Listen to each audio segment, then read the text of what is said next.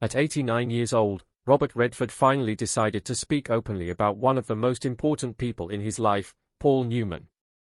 For decades, fans have admired both of these Hollywood legends, not only for their acting but also for the friendship they shared. But before we dive into the heartfelt words Redford has shared about Newman, it's important to take a step back and understand Redford's own journey, because his path to Hollywood greatness wasn't simple, and it explains why his bond with Newman mattered so much. Robert Redford was born on August 18, 1936, in Santa Monica, California. His birth name was Charles Robert Redford Jr. Growing up, his family was modest, not wealthy, but not without love. His mother, Martha, was an artist and illustrator, someone who always saw beauty in life and encouraged Robert to see the world with curiosity. His father, Charles Sr., worked as a milkman and later a laborer in an oil refinery. His father was practical, disciplined, and hardworking. From this combination of parents, Robert gained both a creative side and a grounded, realistic side. Those two qualities would later define his career as both an artist and a businessman in the film industry. As a young boy in California, Redford was surrounded by sunshine, beaches, and the glamour of Hollywood. He often watched movies as a child and felt the magic of storytelling. But his path to acting wasn't straightforward. In fact, he was more of a restless child, full of energy, sometimes even a troublemaker. In high school at Van Nuys High, he wasn't the best student. He felt like he didn't quite fit in the normal classroom structure. But he loved drawing and sports, especially baseball. There was always something inside him pushing toward creativity and performance, though he didn't yet know how to use it.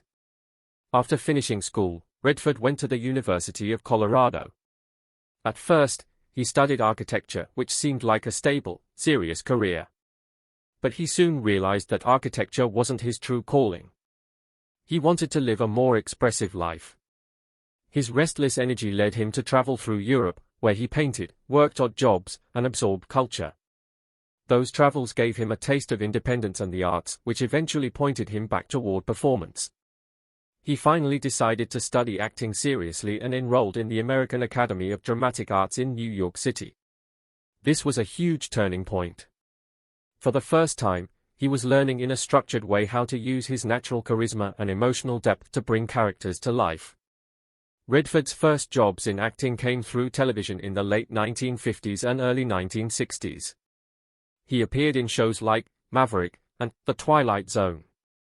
Slowly, casting directors started noticing his talent and his striking good looks. He had that classic American charm, but also a thoughtful quality that made him stand out from other actors.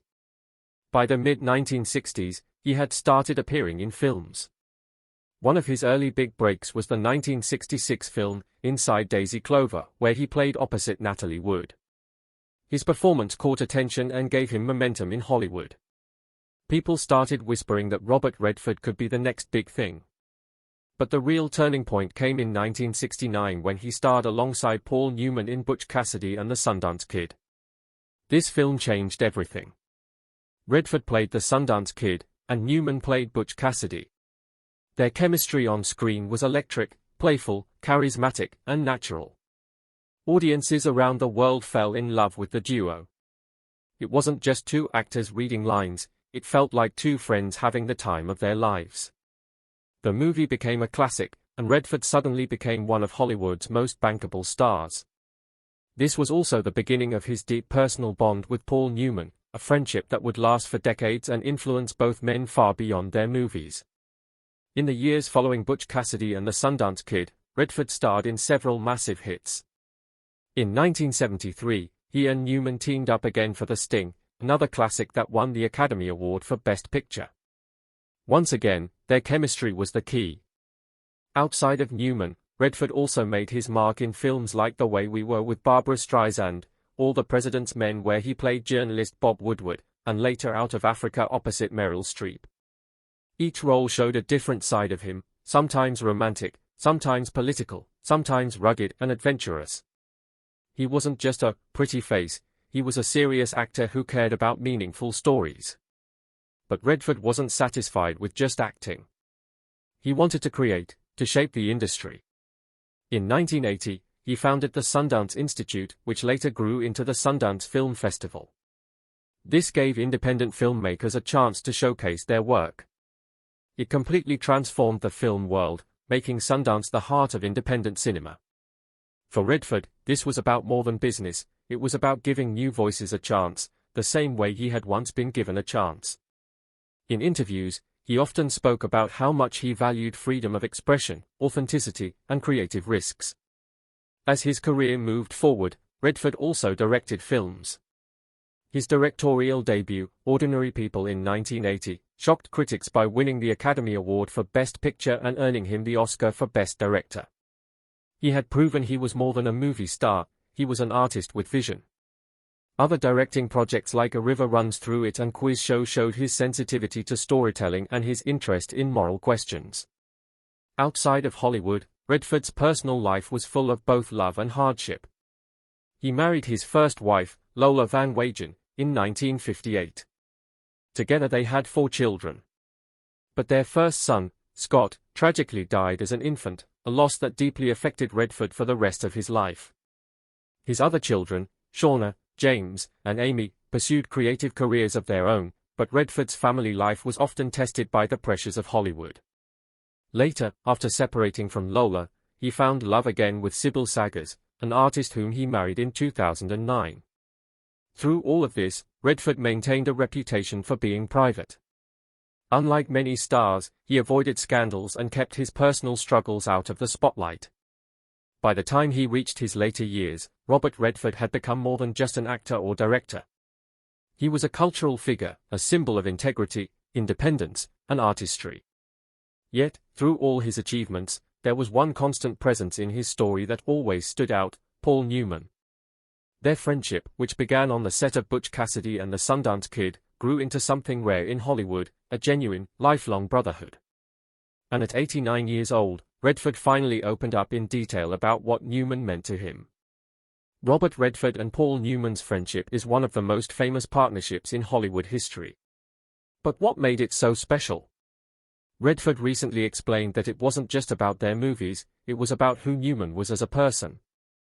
And hearing Redford talk about Newman at this late stage of his life gives us a powerful reminder of how meaningful true friendship can be. When Redford first met Newman in the late 1960s, he was still an up-and-coming actor. Newman was already an established star, known for films like The Hustler and Cool Hand Luke. Many younger actors might have been intimidated by Newman's reputation, but Redford recalls that Newman never acted superior. Instead, he welcomed Redford as an equal. On the set of Butch Cassidy and the Sundance Kid, their bond formed quickly. Redford described it as an unspoken understanding. They didn't have to explain much to each other, they just clicked. That kind of natural chemistry doesn't happen often, and it's why their movies felt so alive. Audiences noticed it immediately. Critics wrote about their buddy energy, and fans adored them as a duo. Off-screen, that friendship carried on. They teased each other constantly, always joking and keeping things light. Redford once said that Newman had a mischievous sense of humor, always looking for ways to make people laugh. That humor carried them through the long, sometimes difficult days of filming. More importantly, it built a trust that lasted a lifetime. But their friendship wasn't just built on laughter. It was also built on deep respect. Newman was known not only as a great actor but also as a philanthropist. He founded Newman's Own, a food company that gave all its profits to charity. Over the years, the company donated hundreds of millions of dollars to good causes. Redford admired this greatly. In his recent reflections, he said that Newman taught him that success wasn't about fame or money, but about what you gave back to others. For Redford, who also valued social issues and created the Sundance Institute to support artists, Newman's example was a reminder that you could use fame to make a difference in the world. Their second major film together, The Sting in 1973, proved that their first success wasn't just luck. Once again, audiences loved watching them play off each other. The movie was a box office smash and won the Academy Award for Best Picture. By this point, Redford and Newman were more than co-stars, they were a brand, a duo that audiences couldn't get enough of. But interestingly, they never overused that partnership. After The Sting, they never acted together again, despite receiving many offers. Redford has explained that they didn't want to spoil the magic by repeating themselves too much. They wanted to protect the uniqueness of what they had created. Outside of film, their friendship grew deeper.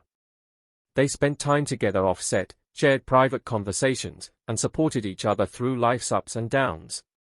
Redford has described Newman as like a brother. They could rely on each other, not just as colleagues but as men navigating the challenges of fame, family, and personal struggles. Hollywood is not always a place where friendships last.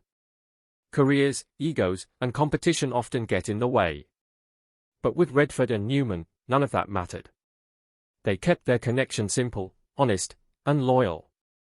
In his late-life reflections, Redford shared personal memories that reveal just how strong that bond was. He remembered how Newman always lifted people up. Paul was the kind of person who made everyone around him better, Redford said. Even at the height of stardom, Newman stayed humble. He never let fame change him. He cared about people, treated them with respect, and used his influence to help others. Redford said this left a lasting impression on him. It wasn't just about acting, it was about how you carried yourself as a human being. Another important part of their relationship was how they challenged each other creatively. Redford explained that on set, they constantly pushed each other to do better. If one of them delivered a strong performance, the other felt inspired to raise his own level. But it never turned into rivalry. Instead, it was a friendly competition, fueled by mutual admiration. They wanted to see each other succeed. That's rare in an industry often driven by ego. Their respect for each other created a safe space where both could shine. Newman passed away in 2008, leaving a huge hole not only in Hollywood but also in Redford's personal life. For years after, Redford stayed fairly quiet about his feelings. But now, at 89, he has spoken more openly. He admitted that Newman's death was like losing a family member. He was more than a friend. He was like a brother, Redford said. That kind of statement carries weight, especially from someone known for being private. Redford doesn't use words lightly, so when he calls Newman a brother, it shows just how deep the connection went. One of the most touching things Redford said in his recent reflections was about legacy. He explained that Newman's true legacy wasn't just the movies or the awards.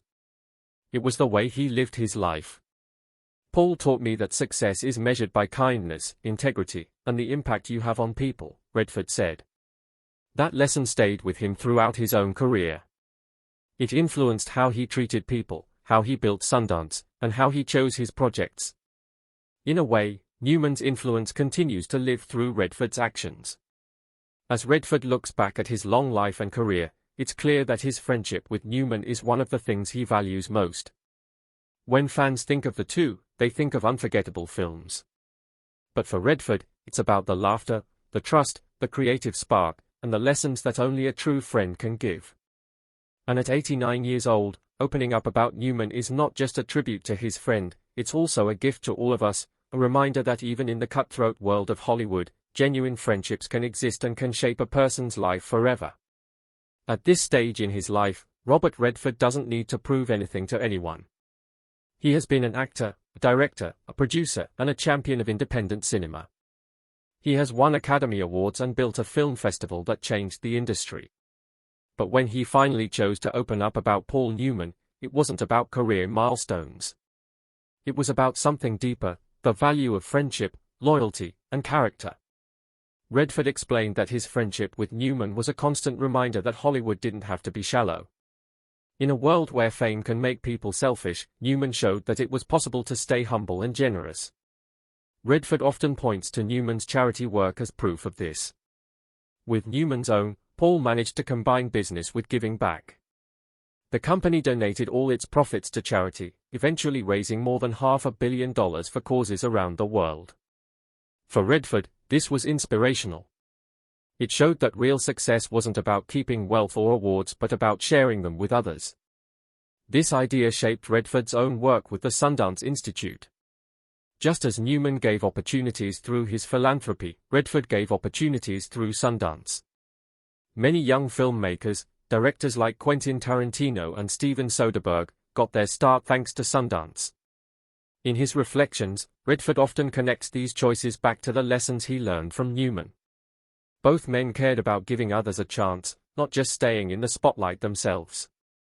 Of course, Redford also remembers Newman as a man who loved fun. He often recalls how Newman's humor kept everyone around him relaxed. On the set of Butch Cassidy and the Sundance Kid, Newman would play practical jokes.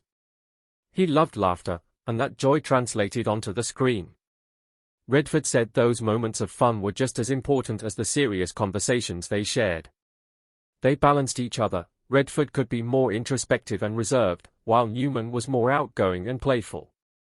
That balance made their friendship strong. It was almost like two puzzle pieces fitting together. When Newman died in 2008, Redford was heartbroken. For a long time, he didn't talk much about it publicly. Maybe the grief was too heavy.